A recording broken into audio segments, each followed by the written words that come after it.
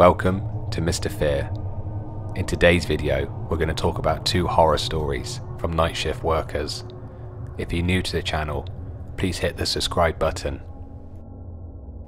I got made redundant from my old job as a car salesman.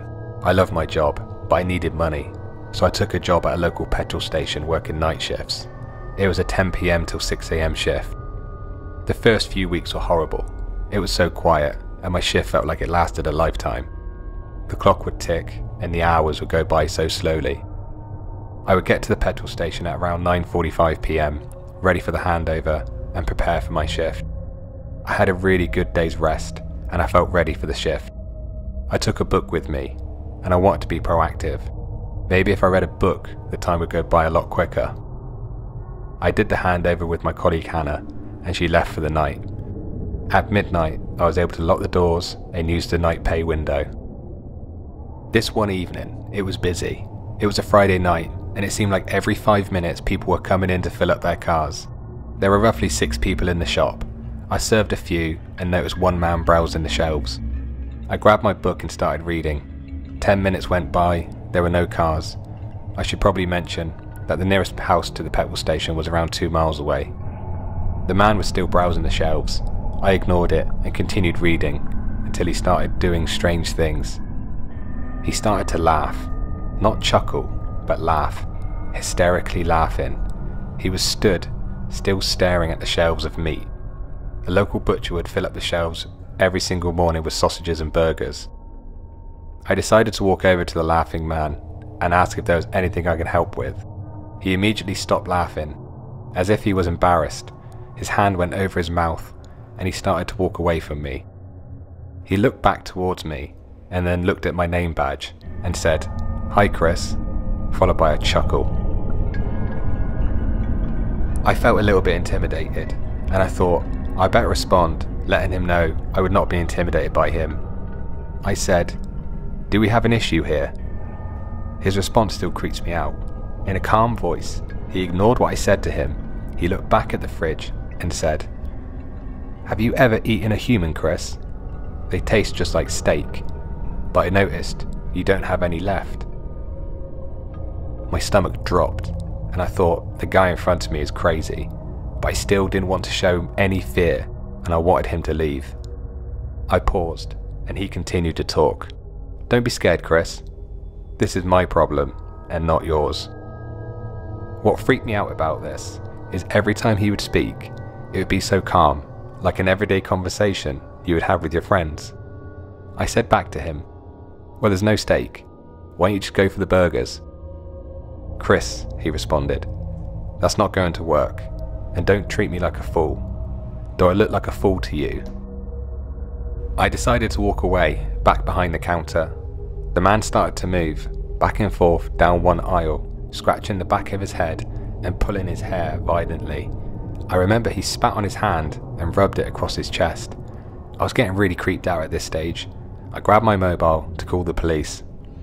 As I unlocked my iPhone, the man ran to the counter. He was enraged, eyes red, saliva dripping from his mouth. He then calmed himself down. He could now see I was scared. He chuckled, smiled, looked at me, and said in the calmest voice imaginable, "Lock the door, Chris, and put your phone down. If you don't, then you won't leave here alive." This was then followed by uncontrollable laughter.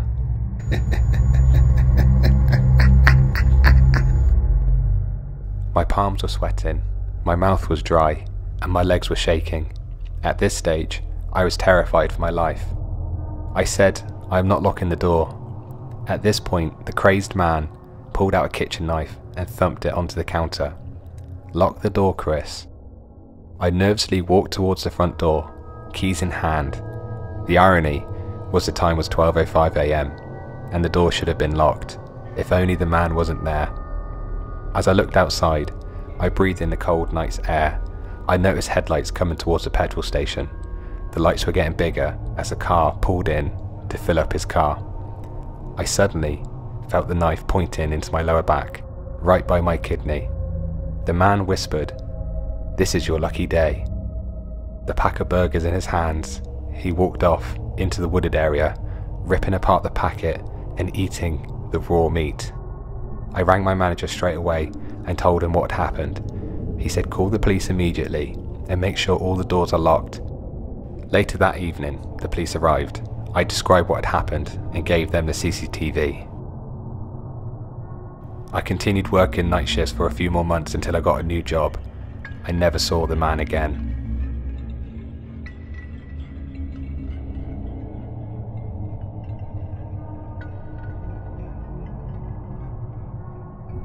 I started a job at a motorway service station when I was 22.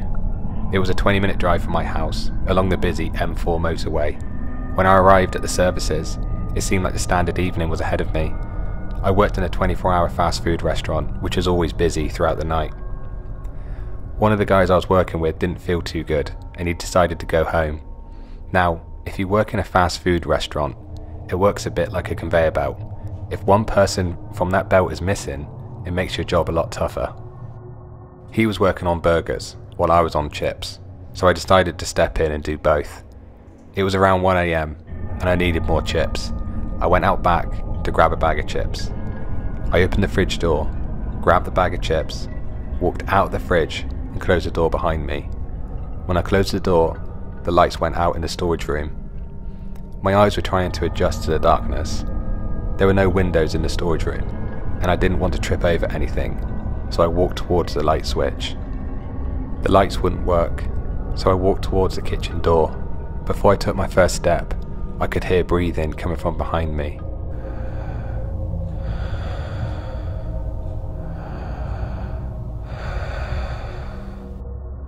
I thought it must have been the fridge making a weird noise. I turned back to check, but I couldn't see my hands in front of my eyes. I walked through the kitchen door and back towards the fryer. I put the bag of chips down and said to my manager, "You better go check, the storage room lights are not working." He came back after a couple of minutes pretty angry at me. "Have you seen the mess you've left out there? Would you mind sorting it out?" I went straight to the storage room to see what my manager meant. It was a mess in there. Boxes everywhere, ripped cardboard all over the floor, and strangely, the lights were working again. I cleared up the mess within 5 minutes and took the cardboard out to the recycle bin. It was a cold night, so I wanted to get the cardboard in the bin as soon as possible. I opened the bin lid and chucked the ripped cardboard boxes in the bin. The last box I picked up was ripped to shreds. As I chucked it in the cardboard bin, I noticed on the edge of the box there were bite marks on it. I chucked the box in the bin. I was pretty freaked out at this point. I went to lock the bin, and as I did, the outside light started flickering and eventually turned off. I thought to myself, somebody's got to be playing tricks on me. I went back inside and I told my manager that I couldn't lock the bin as the lights went out. He checked the camera and said, "They're working. Is there something up with you tonight?" Throughout the rest of my shift, nothing else weird happened, and I just got on with my job, but I was pretty creeped out. It got to the end of my shift. I went outside and lit a cigarette and started walking towards my car.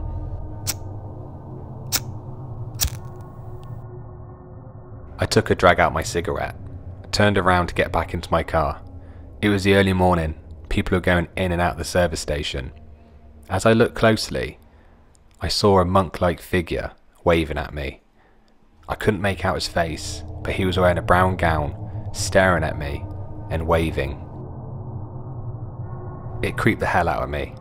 He was waving slowly, like he was in slow motion, and I couldn't believe my eyes. I stumped my cigarette out on the floor, took another look, and the monk was gone.